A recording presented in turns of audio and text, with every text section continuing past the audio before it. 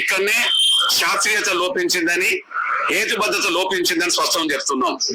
అదే అట్లాగా ఏమంటాడంటే ఇక ఓవరాల్ గా ఎట్లుండదంటే కులాలలో ఉన్నప్పుడు ఇక్కడ గుంపునే తీసుకున్నారు, ఇక్కడ విషయానికి వస్తే గుంపునే తీసుకున్నారు. కానీ ఉపకులాల కోస్తాలకు ఎక్కువ తక్కువ 2,70,000 రమారామి కాదు, 2,70,000 రమారామి నువ్వు మాట్లాడేది కాదు. అక్కడ గుంపు ఎక్కువ ఉంది కాబట్టి 33 లక్షలు ఉంది కాబట్టి 32 లక్షలు ఉంది కాబట్టి 3 లక్షలు తీసుకున్నారు.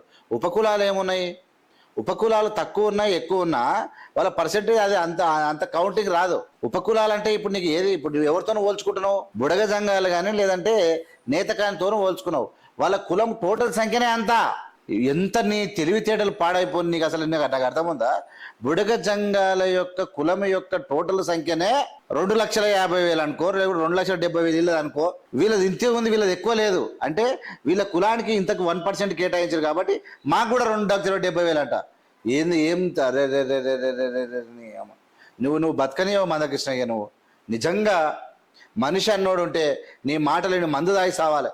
అసలు ఏంది నీ వ్యవహారమే చాలా ప్రమాదకరంగా తయారైందబ్బా.